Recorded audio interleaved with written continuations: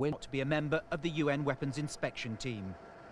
The Royal Navy aircraft carrier, with its complement of Harrier fighter bombers equipped with laser-guided weapons systems, will join an American task force already in the region.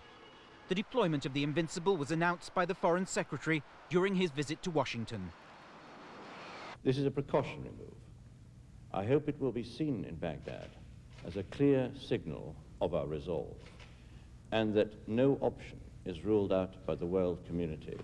The UN weapons inspection team at the centre of this latest crisis left Baghdad today.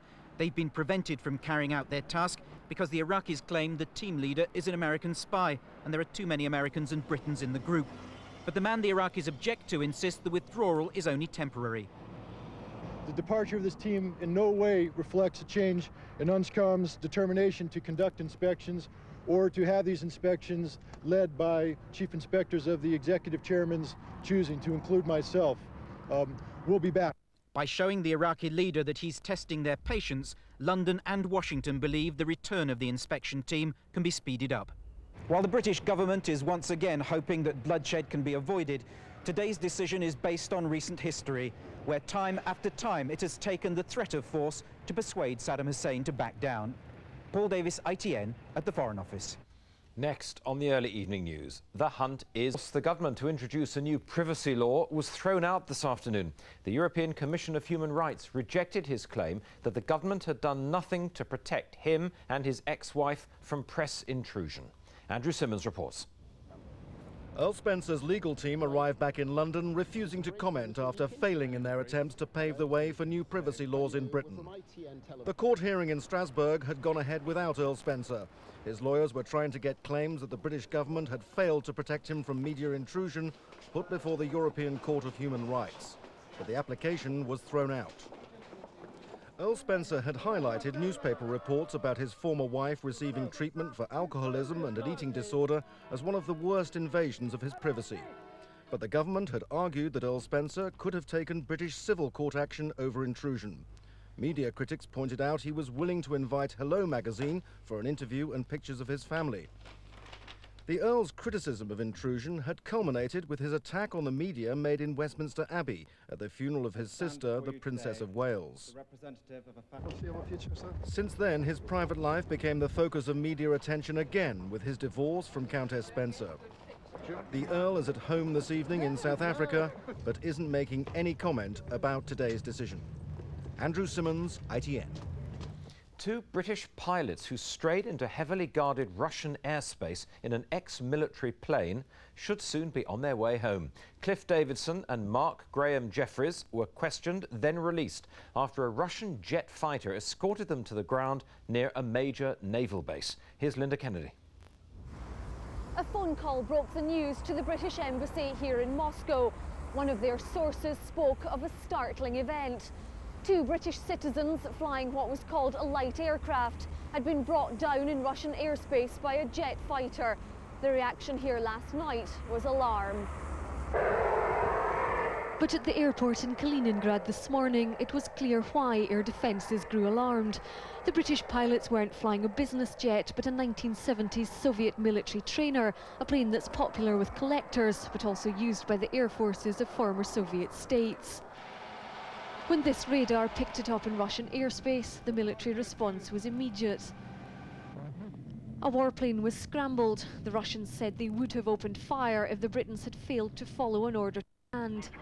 They had strayed over the most sensitive military zone in the country. The Russians said they were taking no chances. Late this afternoon, the two pilots emerged from questioning.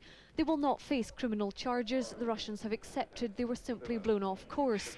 They described how it all went so wrong when they were flying to Poland from a town in Lithuania. We came from Kaunas, way down here, trying to make Gdansk, but the wind was too strong. Now they have their visas back. They hope to fly on soon. Under Soviet rule, such an incident could have dragged on for weeks and caused diplomatic tension. It's a sign of the times that 24 hours after being downed as possible spies, the two Britons are free tonight. Linda Kennedy, ITN, Moscow. A vicar was jailed for 5 years today for an apparently motiveless hammer attack on his wife.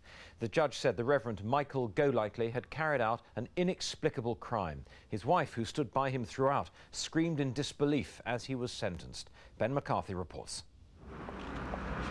The Reverend Michael Golightly arriving at court hand in hand with his wife Enid, the woman he attacked with a hammer as she lay in bed.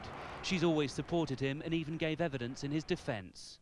The court heard that the hospital chaplain hit his wife so hard that it shattered part of her skull, causing brain damage. After his arrest, he claimed that she'd fallen downstairs and hit her head, although she can't remember what happened.